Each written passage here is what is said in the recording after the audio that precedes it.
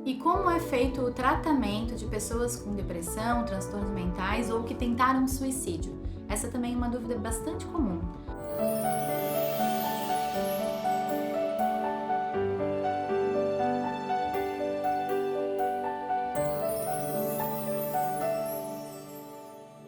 Veja, depende muito do momento que a gente vai pegar esse paciente e o risco que ele está apresentando. É por isso que a gente bate tanto nessa tecla de que o suicídio é um problema que precisa de um médico para resolver. Não é algo que você, sendo amigo ou familiar, você possa simplesmente motivar ou emprestar um livro e essa pessoa vai melhorar. Lembra da história que eu contei, que as coisas vêm lá de trás, pensamento de desesperança, humor deprimido, até que esse paciente começa a pensar em morte e a tentar suicídio. Então não vai resolver dessa forma. Leve essa pessoa para um médico. De preferência um médico psiquiatra, porque é alguém experiente, né? Experiente no uso dos medicamentos, experiente na abordagem com esse tipo de paciente. Se por acaso na sua região não tiver um médico psiquiatra, levem algum médico, pelo menos um clínico geral vai poder entender o risco e buscar encaminhar esse paciente para tratamento. Hoje em dia a gente tem isso também pelo SUS. Mas, de qualquer forma, uma vez que você levou ele para o médico psiquiatra, vai ser feito o ideal que seja feito, né? O diagnóstico correto, então a gente precisa saber qual o transtorno mental que está por trás disso, se é uma depressão, se é um transtorno afetivo bipolar, se é um quadro de pânico com muita angústia, enfim, outras doenças, né? O médico vai poder fazer o diagnóstico adequado e propor o tratamento adequado. Normalmente na psiquiatria, o tratamento envolve um tripé: medicamentos, quando indicado, psicoterapia, né, os encontros semanais com o psicólogo para trabalhar essas outras partes comportamentais, o repertório emocional do paciente, e mudança no estilo de vida. Mudança no estilo de vida envolve prática de atividades físicas, prática de meditação, redução às vezes da carga horária de trabalho ou adaptação ao tipo de trabalho que o paciente executa. Depende muito da necessidade, das dificuldades de cada um. Isso é um tratamento ambulatorial, quando o paciente está num risco baixo, em que a gente consegue encontrar ele uma vez no mês e ele vai com o psicólogo uma vez por semana e a gente percebe que ele está dando conta sim.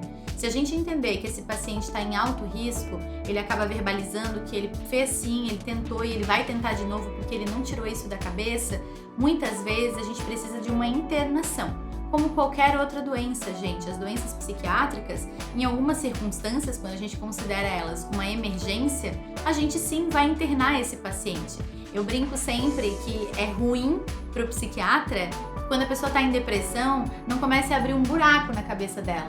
Porque talvez, se tivesse esse buraco, as pessoas enxergariam claramente que ela não está bem e levariam ela para ajuda, né? Levariam ela para o hospital. Como a depressão, a ansiedade são coisas que não mudam a aparência da pessoa, podem mudar, né? Muitas vezes a pessoa fica abatida, mas assim, se a pessoa disfarçar, talvez você não perceba, as pessoas acabam não levando essas pessoas para tratamento.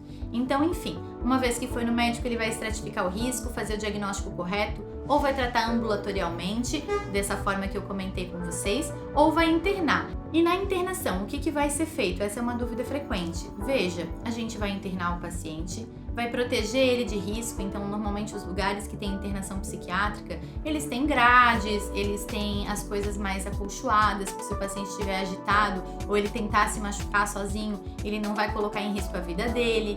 Em algumas situações muito específicas, o paciente pode sim ser contido no leito, que são as amarras que as pessoas têm medo, né? Diferente do que mostra os filmes, não é com camisa de força, gente, não é mais dessa forma. São algumas ataduras em que a gente coloca o paciente na maca e elas só são feitas quando o paciente está agitado, representando risco para ele. São sempre supervisionadas, o paciente não fica contido sem um profissional da saúde assistindo ele ali, ajudando ele ali e, claro, medicando se necessário para o quanto antes poder tirar essas ataduras. Normalmente, o ideal, né, é que esse paciente não fique contido por mais de 1 ou 2 horas. Então, isso só acontece realmente numa emergência, quando o paciente está em surto.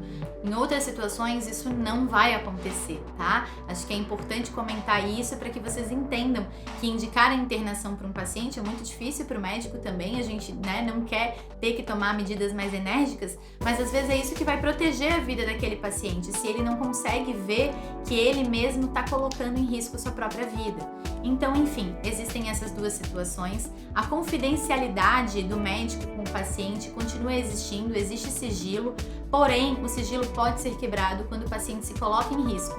Então, muitas vezes o paciente está em tratamento ambulatorial, tá indo no psiquiatra de vez em quando, uma vez no mês, indo no psicólogo semanalmente, e mesmo assim ele verbaliza para o médico que ele tá pensando em tentar suicídio novamente. Nesse caso, o psiquiatra pode e deve quebrar o sigilo, chamando algum familiar, né, alguém da rede de apoio desse paciente, para falar que ele não vai poder pegar as receitas e simplesmente sair andando pela rua sozinho, porque ele tá precisando de ajuda. Quando o paciente tem uma rede de apoio grande, forte, muitas vezes a gente consegue não internar ele num hospital, por exemplo, e deixar um familiar responsável pela administração dos remédios, ajudando ele por alguns dias, para evitar ter que ir para um hospital. Mas isso nem sempre é possível. Então não tenham esse receio, esse medo tão grande da internação. Assim como um diabético, que em algum momento pode descompensar a glicemia, precisar de hospital, de soro, de remédios na veia para melhorar, o paciente com depressão também pode ter um momento de emergência, ser atendido num hospital, ficar por alguns dias até que ele possa estar seguro para ir novamente para casa, continuar o seu tratamento. São doenças crônicas, então elas podem ter momentos de mais agudização, momentos de mais emergência e momentos de mais estabilidade.